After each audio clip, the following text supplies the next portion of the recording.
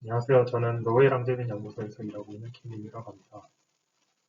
과청 서울 경기 지역연합회에서 초청을 주셔서 핵물리와 관련된 연구 주제로 발표를 하게 되었습니다.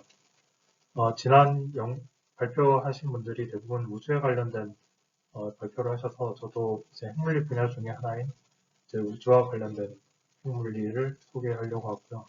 그 중에 이제 특히 연관되어 있는 우주에서 원소가 어떻게 생성되는지, 그리고 연구실에서 어떻게 동요소를 이해와 관련된 동요소를 어떻게 만들지에 대해서 발표하고자 합니다.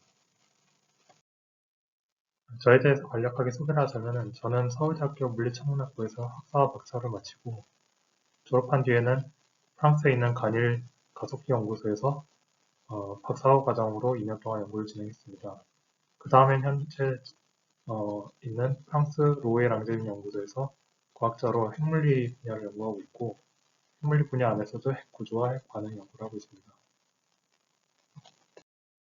보통 핵이라는 주제에 대해서 검색을 하게 되면은 이제 핵무기, 핵 발전소 사고 같은 이제 약간 부정적인 주제에 대해서 이제 나오게 되고요.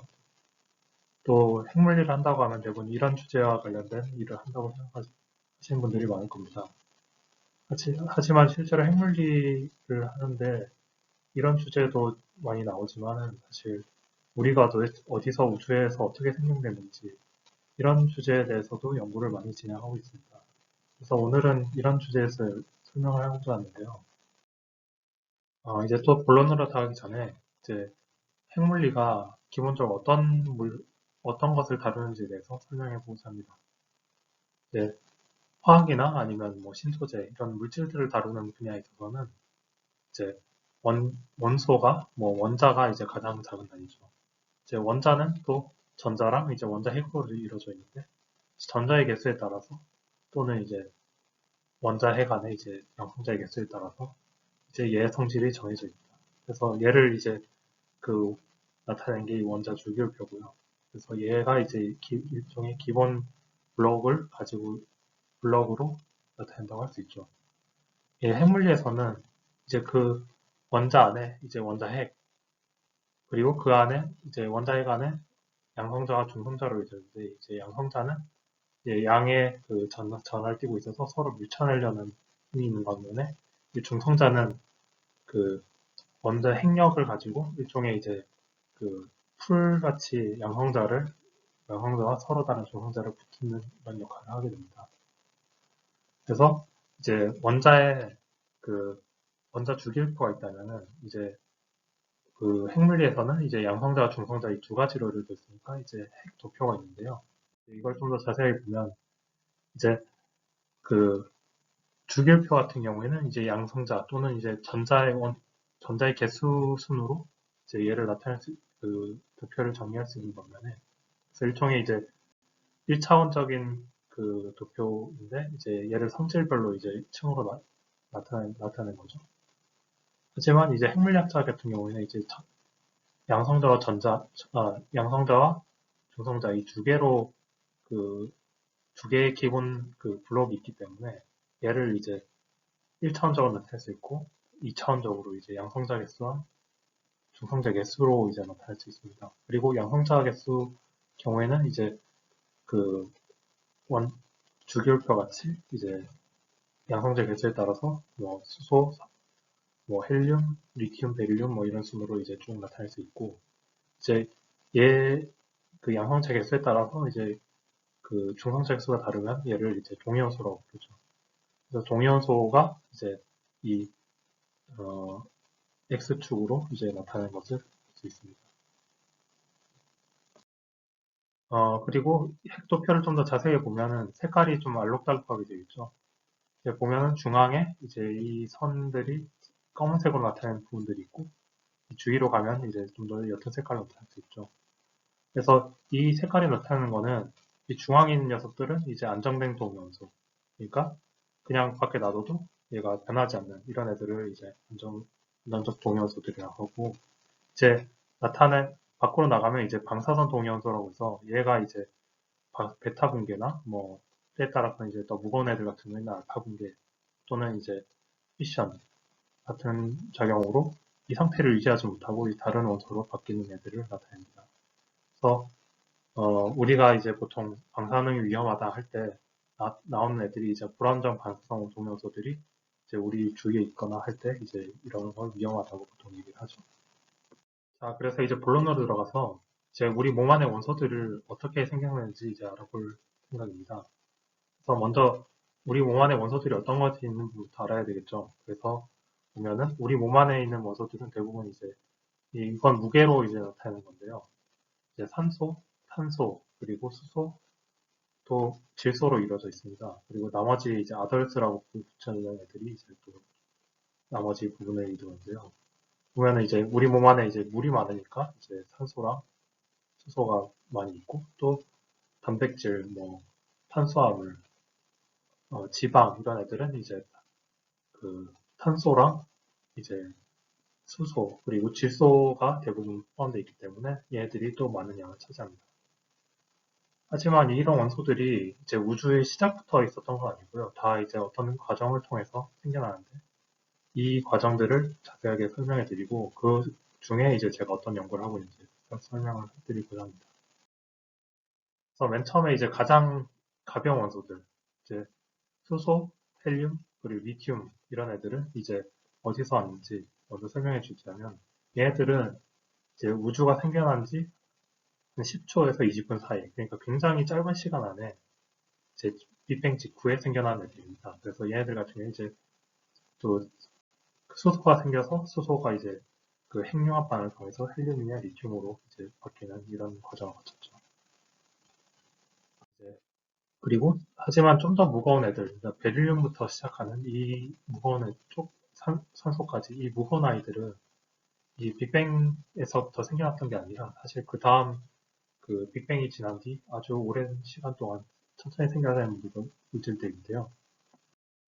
리튬보다 더 무거운 것들은 사실 우리 태양이나 다른 별들, 하늘에 있는 별들 안에서 생성되게 됩니다. 특히 이제 별들을 구성하는 대부분의 물질들이 수소이기 때문에 이제 태양의 중심 안에서 굉장히 뜨거운 온도에서는 수소들끼리 서로 합쳐져서 이제 중수소를 만들거나 또 더 합쳐져서 헬륨을 만드는 이런 과정을 거치게 됩니다. 이 과정에서 아주 높은 에너지가 나오기 때문에 핵융합 과정에 에너지가 나오기 때문에 우리 태양이 에너지를 낼 수 있게 되고 또 빛을 발하게 되는 것이죠. 핵융합 방을 통해서 이제 헬륨이 생성되면 더 무거운 원소들, 리튬, 베릴륨 또는 보론 같은 원소들 역시 핵융합 반응을 통해 생성되게 됩니다. 또 우리 몸을 구성하는 중요한 원소 중에 하나인 탄소 역시 베릴륨과 헬륨의 핵반응을 통해서 생성되게 됩니다.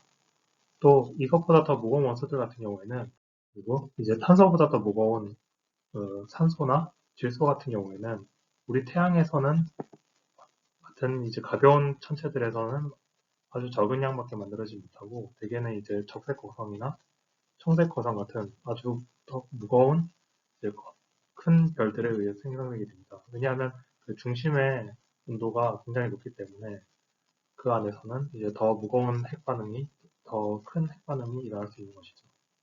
그래서 이런 시에너 사이클이라고 부르는 이 과정을 통해서 이제 적색 거성들 같은 경우에 에너지를 생성하기도 하고 또 우리 몸에 많이 분포하는 이제 질소나 산소 같은 원소들을 생성하기도 합니다. 그래서 앞에서 설명한 이제 별에서 일어나는 핵융합 반응을 통해서 또는 이제 빅뱅에서 일어나는 반응을 통해서 우리 몸에 있는 거의 90% 가까이 되는 그 물질들을 이제 설명할 수가 있는데요. 하지만 우리 몸 안에는 이제 그 탄소와 질소, 뭐 수소뿐만 아니라 뭐 뼈를 만드는 칼슘, 또 피를 만드는 철 이런 이제 다양한 물질들이 사용되고 있죠. 그래서 이런 경우에는 아까 전에 말했던 그 평행성에 있는 그런 그 무거운 그 해관에서 일어나는 일이 아니라 조금 더 이제 더 높은 에너지를 가지는 좀 높은 온도를 가지는 그 별의 그 과정에서 생겨나게 됩니다. 그래서 별이 이제 거의 죽기 직전에 거의 한 며칠 안에 이제 가운데 부분이 굉장히 뜨거워지면서 이제 핵융합 반응이 좀 더 크게 일어나게 되는데요. 핵융합 반응이 계속 일어나면서 겉에서는 이제 그 수소가 타서 헬륨을 만들고 또 안에서는 이제 헬륨이 또 이제 서로 더 온도가 높으니까 헬륨이 이제 핵융합 반응하고 좀 더 깊이 내려갈수록 이제 탄소, 산소 그러면서 이제 네온, 마그네슘 더 온도가 올라가면서 이제 더 무거운 애들을 만들게 되죠. 그래서 이제 가운데 중심으로 가면 이제 철에서 딱 멈추게 되는데요. 이제 더 무거운 철에서보다 더 무거운 원소를 만들 수 없는 이유는 핵융합 반응을 하더라도 이제 여기서 에너지가 더 이상 나오지 않기 때문입니다. 그래서 핵융합을 해서 이제 이런 별이 거의 아주 오래된 별들이 이제 이런 에너지를 내면서 이제 핵까지 만들게 되는데 이제 이 이상으로 더 가서 더 무거운 원소들을 만들려면 이런 과정을 통해서는 더 이상 만들 수가 없습니다. 그래서 이제 더 무거운 원소들을 특히 이제 철부터 시작한 더 무거운 원소들을 만드는 경우에는 이제 별이 폭발하거나 아주 이제 그 온도가 순식간에 올라가는 그런 반응을 통해서 나오게 되는데요. 이제 그 중에 하나가 이제 엑스레이 버스트라고 하는 이제 그 일종의 이제 그 신선 폭발을 통해서 이제 엑스레이를 굉장히 많이 내게 돼서 거기에서 이름이 붙었는데 그런 이제 폭발적인 반응 과정을 통해서 이제 이런 코발트에서 뭐 주철까지 가는 주석까지 가는 이런 핵 반응들이 일어나게 됩니다. 이를 이제 그 RP 프로세스라고 해서 이제 좀 이 핵도피아에서 이제 일부분을 확대한 부분인데요. 여기서 이제 이제 수소를 핵융합 반응을 통해서 핵융합을 하고 이제 반사성 붕괴를 하고 또 핵융합 반응을 하고 반사성 붕괴를 하고 이런 반복적인 과정을 통해서 이제 그 별이 폭발하면서 이런 원소들을 같이 만들게 됩니다. 하지만 이것도 한계가 있어서 이제 거의 주석까지 가면은 거의 이제 이런 과정을 통해서도 이런 폭발적인 과정을 통해서도 원소를 핵융합 반응을 통해서 더 만들 수가 없는데요. 왜냐하면 이제 여러분도 아시다시피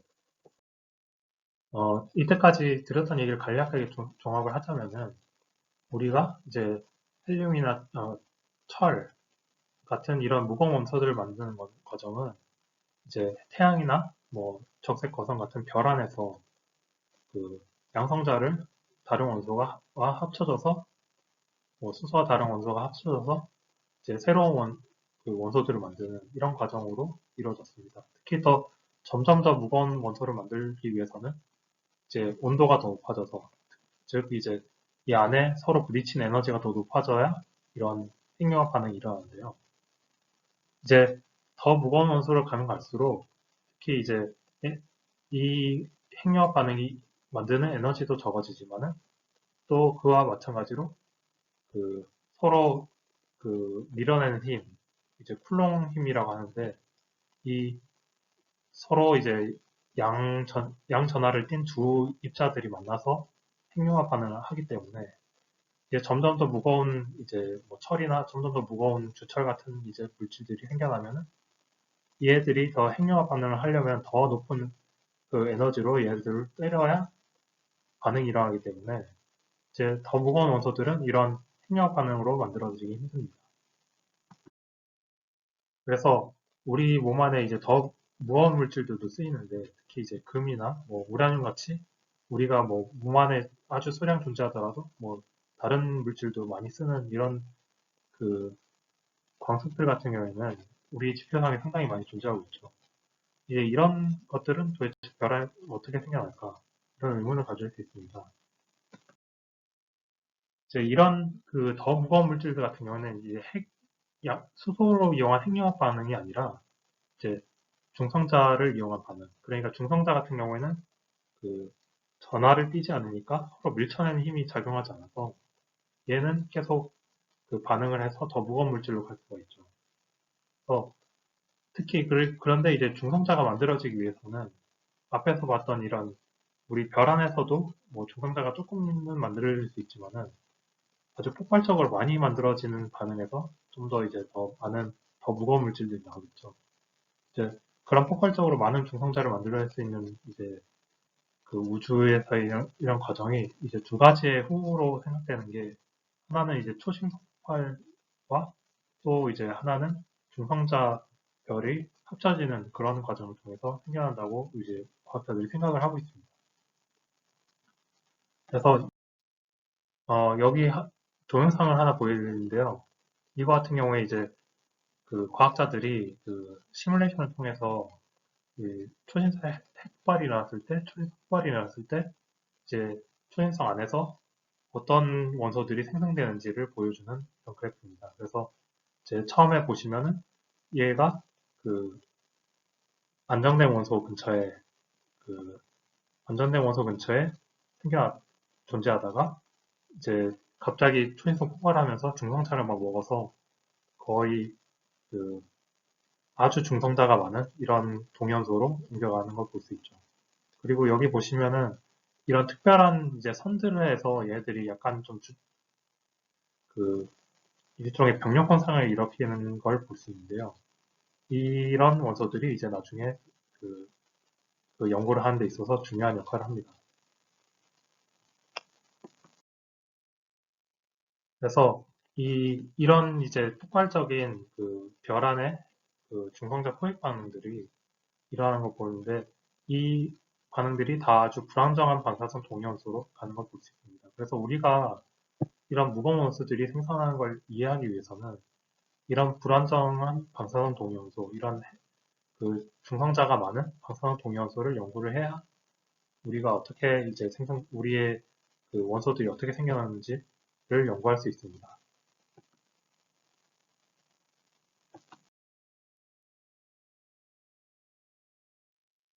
그래서 이런 불안정 동연소들은 우리 연구실에서 어떻게 만드는지에 대해서 간략하게 보여드리겠는데요. 이제 이 도표 같은 경우에는 이 뒤에는 핵 도표고요. 앞에는 이제 우리 사람들이 그 연구소에서 만든 인공적인 동위원소의 개수들을 나타내는 표시입니다. 그래서 이제 각각의 동위원소들이 많이 생겨난 때가 있고 적게 생겨난 때가 있는데요. 되게 보면은 이제 그 맨 처음 이제 가속기를 이용해서 이 영국에서 커트 윌튼이라는 두 과학자가 이제 만든 가속기인데요. 이 가속기가 처음 만들었을 때 이제 그 핵 반응을 통해서 이제 새로운 동위원소를 만들기도 하고 나중에는 이제 그 세계 2차 대전이 끝난 다음에는 핵 원자로를 통해서 이제 원자로에서 중성자가 나오니까 이 중성자를 이용해서 중성을 포획 반응을 하고 이를 통해서 이제 새로운 동위원소를 만들기도 하고요.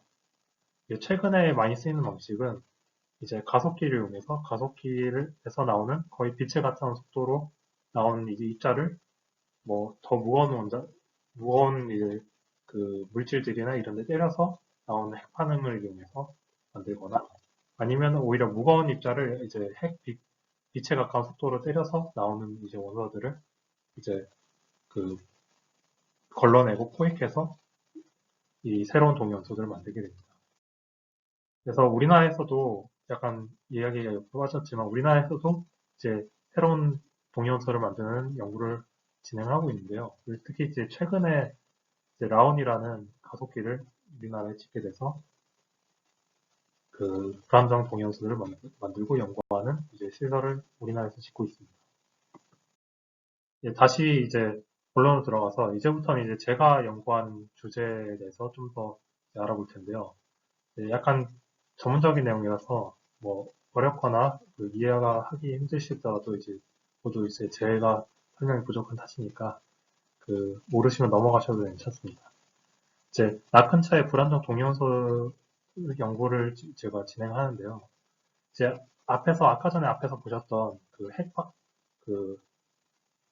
초신성 폭발이 일어났을 때 이제 핵 반응 중성자 포획 반응을 이제 전문적인 용어를 R 프로세스라고 하는데요. 특히 이제 제가 잠깐 설명했지만 이 특별한 번호들, 우리가 이제 머벅스라고 부르는 이 번호들에서는 얘네들이 이제 핵 반응이 잘 일어나기 힘들어서 그 병목 현상을 일으킵니다. 특히 이제 저 같은 경우에는 이제 랍 근처에 이제 그 동연소들이 생성되는 과정을 이제 보려고 하는데요. 특히 이제 그 이런 이제 그 병목 형사들 때문에 우리가 이제 우리 주위의 원소들의 비율을 계산을 하게 되면은 이 126번, 그러니까 그 중성자 개수의 126번의 핵 반응이 많이 일어나지 않기 때문에 여기서 병목 현상이 생겨서 이 근처의 원소들이 다른 데보다 조금 더 많이 이제 남아있는 걸 볼 수 있습니다. 하지만 이게 정확하게 어떻게 일어나는지 알아내기 위해서는 이 원소들을 생성을 해야 되는데 이제 기존의 방법으로는 이걸 생성하기가 힘듭니다. 기존의 불안정 동위원소를 만드는 방법이 크게 두 가지가 있는데 하나는 이제 프래그멘테이션이라고 불리는 방법으로 이제 가속기로 거의 빛에 가까운 속도로 광속의 50% 이상 되는 속도로 이제 무거운 원소나 또는 가벼운 원소를 이제 때려서 부숴내면은 여기서 이제 여러 많은 이제 원소들이 한 번에 생성되게 됩니다. 또는 이제 핵 분열을 이용한 방법인데요. 우리가 이제 원자로나 뭐 핵폭탄이 터질 때 일어나는 방법이죠. 이런 것 같은 경우에 이제 우라늄 같은 무거운 물질들이 이제 두 개로 쪼개지는 형태를 이용해서 불안정 동위원소를 만들게 됩니다. 그래서 이 두 가지 핵 반응들이 주로 쓰였는데 이 두 가지 방법 같은 경우에는 저희가 이제 궁금해하는 이 납 근처에 마법수 126 근처에 이제 핵들을 생성하기 매우 힘듭니다. 그래서 제가 연구한 것은 이제 좀 더 낮은 에너지의 다른 핵 반응으로 어떻게 이 동위원소를 인공적으로 만들 수 없을까 하는 연구를 시작하게 되는데요. 이제 그 중에 하나가 이제 다중 핵 전달 반응이라는 반응입니다. 이 핵 반응은 앞에서 보여드린 이제 주로 많이 쓰이는 반응보다 약간 더 낮은 에너지, 광속의 한 10% 정도의 에너지에서 일어나는 반응이고, 이제 주로 약간 낮은 에너지이기 때문에 얘 같은 경우에 이제 조금 더 이제 덜 폭력적으로 또는 이제 부서지는 나오는 이제 동위 원소들이 그렇게 더 많지 않습니다. 그래서 주로 한 80년대나 이때 가벼운 동위 원소를 만드는 방법으로 많이 쓰였는데 이 그림 같은 경우에 이제 핵 도표에서 이 다중핵 전달 반응 방법으로 새로 발견한 이제 동위 원소들을 나타내고 있습니다. 하지만 이제 저희 같은 경우에는 이제 좀 더 아주 무거운 납이나 백금 근처의 동위 원소를 만들 수 있을까라는 의문을 가지게 해서 실험을 하게 되었는데요. 이제 이 실험은 이제 다중 핵 전달 반응이 이제 저희가 원하는 동위원소를 만들 수 있을까라는 의문을 시작해서 이제 제논 입자를 광속의 한 10% 정도의 속도로 가속을 시켜서 이제 백금 198, 백금의 동위원소에 때리게 됩니다. 그래서 이제 나오는 이제 동위원소들을 알아보고 이제 동위원소들이 얼마나 나오는지 이걸 이제 설명한 단어가 이제 산란반응적이라고 하는데요. 이걸 측정해서 우리가 이쪽에 동위원소들을 만들 수 있는지 없는지를 알아보는 실험을 진행했습니다. 그래서 이제 실제로 이 핵반응이 옛날에도 많이 쓰였지만은 이런 무거운 동위원소를 만드는데 사용되지 못했던 어려운 점이 몇 가지 있는데요. 특히 그 중에 이제 이 핵반응이 낮은 에너지에서 상대적으로 낮은 에너지에서 이루어지기 때문에 이제 원소들이 구분이 잘 안 됩니다.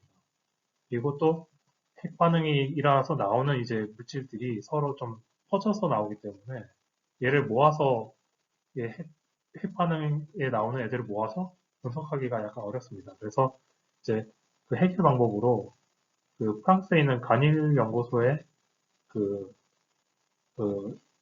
전자석으로 읽은 스펙트로미터라는 기기를 이용해서 이 제논과 비슷한 이제 핵반응 물질들을 직접적으로 측정을 하고 그다음에 이제 저희가 원하는 납이나 백금 근처에 있는 원소들은 이제 여기서 나오는 특징적인 감마선을 측정해서 이제 그걸 통해서 우리가 어떤 원소들이 얼만큼 나오는지 어떤 동위원소들이 얼만큼 나오는지를 측정할 수 있게 됩니다.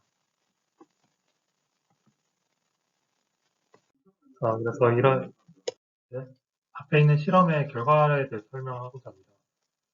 여기 있는 그래프는 앞에 실험에서 나온 이제 제논과 비슷한 원소들의 산란단면적을 나타내는 것인데요. 이제 과목 스펙트럼에서 직접적으로 측정한 이제 각각의 원소의 산란단면적이고 그 안에서도 이제 그 원소들의 각각 동위원소들의 산란하는 능력을 이 빨간색 점들이 나타내고 있습니다. 하지만 우리가 원하는 거는 이제 이런 제논과 비슷한 여기서는 아이오다인, 텔로리움, 바리움, 세슘들이 있는데 이제 이거와 다르게 이제 백금이나 이쪽 근처에 산란나는 적을 알고 싶습니다. 그래서 이걸 구하기 위해서는 먼저 그 다중 핵 전달 반응에 이제 반응 과정이 어떻게 되는지 알아야 되는데 먼저 핵 반응이 일어나게 되면은 이제 그 제논을 백금 타깃을 때렸을 때 핵 반응이 일어나서 서로 이제 그 중성자나 아니면 양성자를 서로 교환하게 되고 그 다음에 이제 내부 에너지가 생겨서 얘네들이 이제 중성자를 내놓게 됩니다. 그 다음에 우리가 그 측정하는 직접적인 값은 이제 이 중성자들이 다 날아가고 난 다음에 이제 값을 측정하게 되는 것이죠. 그러니까 이런 중성자들이 날아가는 과정을 고정을 해서 이제 거꾸로 거슬러 올라가면 이제 우리가 원하는 이제 백금 원소 근처에 이제 산란능lượng 계산할 수 있게 됩니다. 그래서 이제 이 바륨 같은 경우 그러니까 바륨의 파트너는 이제 오스듐인데요. 이제 이 바륨의 그 산란능력을 이용해서 이제 오스듐의 산란능력을 계산하면 먼저 이제 그 핵 반응의 그 내부 에너지를 계산할 수 있고 얘를 가지고 이제 이 각각의 내부 에너지에 따라서 이제 중성자가 얼마나 날아가는지를 그 역으로 계산할 수 있습니다. 이를 이용하면 이제 먼저 그 발음이 날아가는 그 중성자를 내놓고 이 중간 그핵 반응이 일어나는 순간에 이제 동위원수들의 산란점을 정할 수 있고 우리의 그핵 반응은 이제 빔하고 타겟으로 이루어졌기 때문에 이를 역으로 이용하면은 이제 그 중성자가 나오기 전에 그 백금이나 오스듐과 비슷한 이들의 산란점 누적을 역으로 계산할 수 있습니다. 그래서 최종적으로 이제 그 가벼운 빔과 비슷한 제논과 비슷한 원소들을 이용해서 이제 더 훨씬 더 무거운 이제 백금과 비슷한 원소들의 산란점 면적을 계산할 수 있었습니다. 그래서 이 계산한 게 맞는지 틀린지 알아보기 위해서 우리는 이제 그 각각의 동위원소들이 가지는 특별한 그 감마선이 있는데 그 감마선들을 확인해서 우리가 정확하게 계산했는지 안 했는지 확인했고 그 결과 이제 그 우리의 계산이 정확하다는 것을 알 수 있습니다. 그래서 앞에와 같은 과정을 통해서 이제 다른 여러 원소들에 대해서 산란능력을 구할 수 있었고 특히 이제 마법수 126에 대한 산란능력을 구할 수 있었는데 플래티넘 204 또는 이제 이리듐 203, 오듐 202 같은 이제 전에는 이제 만들기 힘들었던 그 원소들에 대한 산란능력을 구해서 다른 그 핵 반응보다 훨씬 더 큰 산란능력을 갖고 있다는 걸 알게 되었습니다. 그래서 이건 아주 예전에 학위 논문 때 썼던 이제 그 논문이었고요. 그 다음에 이제 이를 통해서 이제 앞에 실험을 통해서 우리가 이제 다중 핵전달 반응으로 우리가 원했던 그 백금 또는 납 근처에 무거운 원소들을 만들 수 있다는 것을 알게 되었습니다. 그래서 이 다음 단계로 이런 생성된 원소들의 성질을 측정하는 실험을 이제 기획하고 있는데요. 이제 전 세계 5개 국가에서 여러 연구자들과 함께 이제 내년 6월에 실험을 진행할 예정입니다. 이제 앞에서 보여드렸던 실험 결과를 바탕으로 다중 핵전달 반응을 이용해서 새로운 동위원소들을 만들어내려는 시설들이 세워지고 있습니다. 특히 이제 일본의 키스 프로젝트라는 그 부분은 이제 저랑 같이 일을 했던 사람들이 이제 일본에서 만들고 있고요. 그 다음에 미국의 아르곤 내셔널 레보레토리에서도 이제 이런 시설들을 만들고 있습니다. 또 중국이나 러시아에서도 비슷한 시설을 계획 중에 있습니다. 이제 마지막으로 이제 제가 발표했던 내용을 아주 간략하게 설명을 하면은 이제 우리의 몸을 이루는 모든 원소들은 이제 우주가 탄생하고 그 우주에 별이 생긴 다음에 별 안의 핵반응을 통해서 또 별이 죽으면서 생기는 핵반응을 통해서 생겨났다는 것을 이제 소개해 드렸고요.